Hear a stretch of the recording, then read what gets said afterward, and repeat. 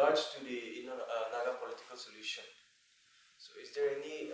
There has been like many statements have been given that it is in a deadlock, even including the chief minister has mentioned about it. So how is it going? The process of negotiation with the government of India. You see, it is not a new thing. We have covered. Enough has been covered. Enough coverage has been given. Enough interaction has taken place.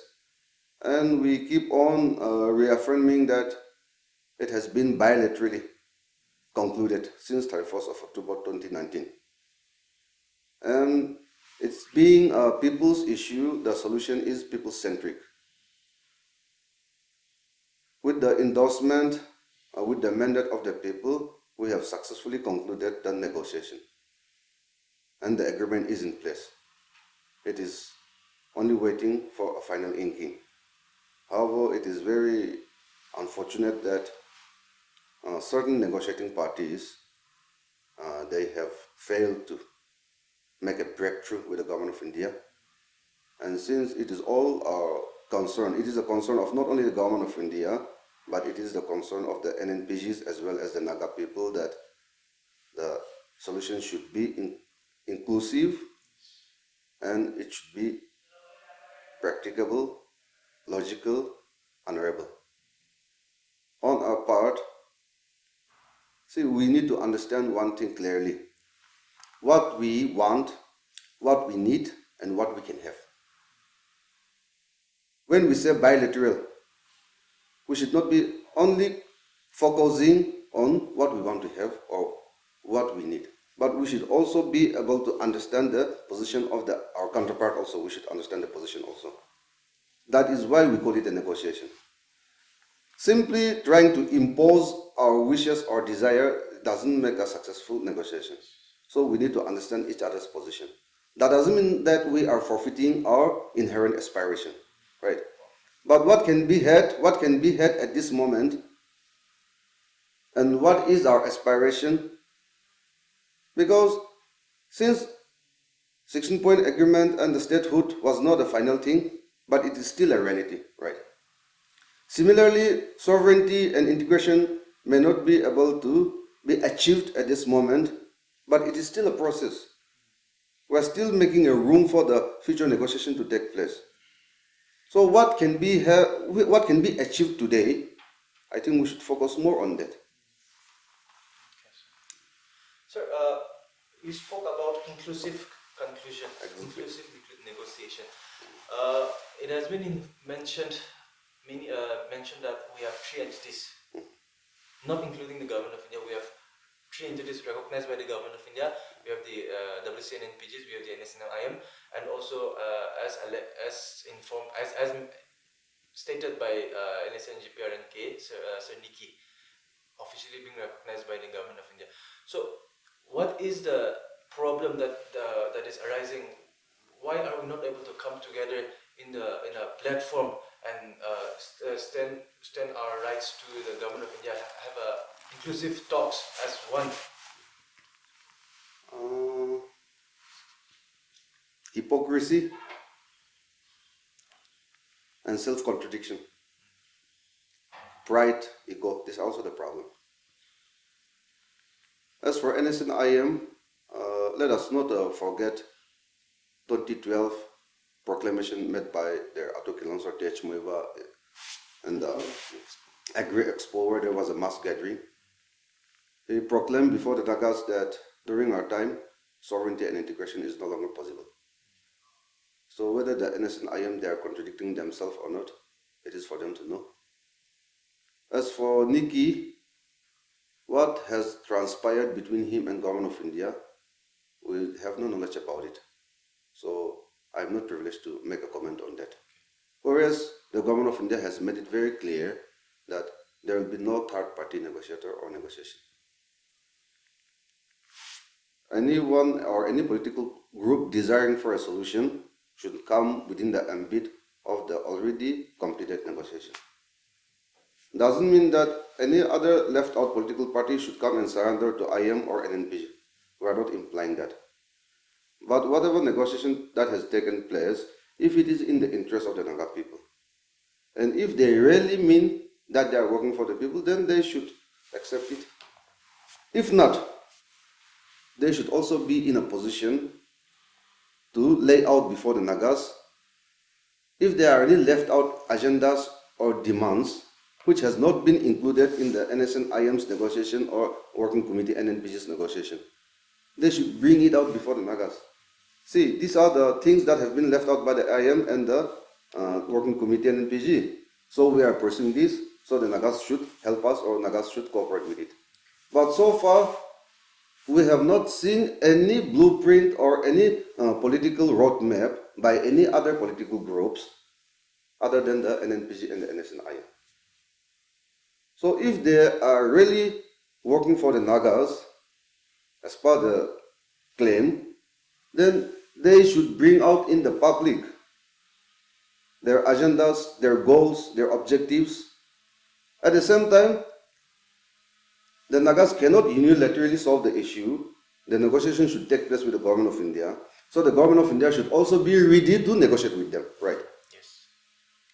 So the government of India has made it very clear that there will be no third-party negotiation. So I think that covers it. Given the circumstances that this is also in regards to inclusive one solution. So given the opportunity, or if there comes a time when both the agreement, both as a framework agreement as well as the agreed position can come together and have a talk under one table, is there any possibility of that happening? No issue with us. Actually, basically, that is what we wish. That is what we desire. Regardless of different party negotiation with the government of India, finally, the solution is a people-centric solution. So unless we have certain selfish, motivated interests, as long as we don't have a hidden agenda, we should be ready to come across the table, sit together, agree to each other's position, agree to disagree, but finally come to terms and go for a solution. Bas? Recently appointed Atokilon Sir Atim have also mentioned this, that all the parties should come together under one umbrella and then have a talk with the government of India. So in a way, they have also given up the welcome, the sign of welcome. You see, the ENPO, when we analyze the process that has taken place during this long process of struggle, the ENPO, they first propagated the idea that unity first, solution later. When the IM first entered into the negotiation with the government of India, they said that solution first, unity later. So there has been a lot of contradiction. But whatever the case be, the formal negotiations are now completed. And all our negotiated agreements are now in the public domain. On the other hand, whether the IM has been transparent enough, whether they have brought out their competencies before the public for the public approval or not, it is for them to answer. As for us, as for the NNPGs, everything is transparent. The public are well aware of what the negotiations have been. On our part, there is no hidden agenda. Everything is transparent. And we are not trying to impose our solution on anyone. You see. So we expect the other negotiating parties also to exhibit, to demonstrate the same spirit. Only then we can come together to go for a solution. Yeah, I think now just supplement on this the question which you have put across, that negotiation has been in a deadlock mood. But I just wanted to remind the government of the day. I think they should look back. I think it was in 2021, right? Yeah. The then former interlocutor Aryan Ravi, who was also the governor, it was clearly mentioned in his speech in the assembly. Yeah. So I think that's on record. And time and again, I think the former interlocutor has interacted with the tribal hosts and civil society, NGOs, and many Naga leaders. It has been made it very clear that 2019, 31st October, talk has been concluded with both the negotiating parties. So I think the matter closed out there, and I still believe that the government of India, the leadership is still, committed to that. So on our part, the question of deadlock does not arise here. What has been, as our leader co-convener has mentioned, we have threadbare discussion in all the issues, So what is possible at this point of time, we have negotiated. And as I also wanted to, repeat again that, what is possible at this point of time, we have, put across in the public domain. And I believe that we have many, interaction with all the tribal hosts and, our people, the leaders. So they also have gone through, and I think it's a kind of, endorsement to that. And coming back to, coming together with both the agreements, I think there are two things, instances where Forum for Naga, reconciliation that have played their role.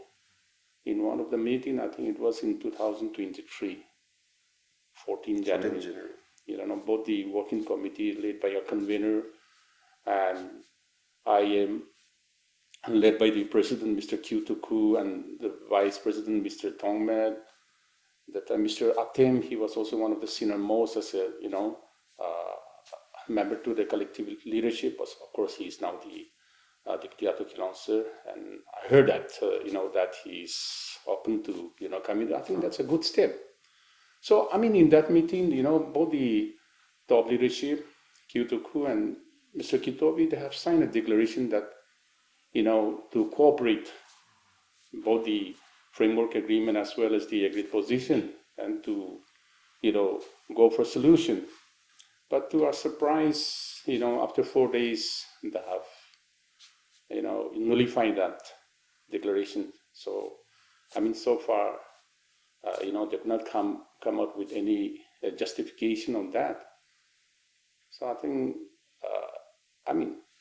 looking back at the, the incidences in the past, I think sometimes we are also to be blamed ourselves, It's not someone from outside, that's within the Naga family, it so happened like that. So I think honestly on our part, the working committee, we are looking at that, things should happen now, the longer we delay, I think we are just losing our position,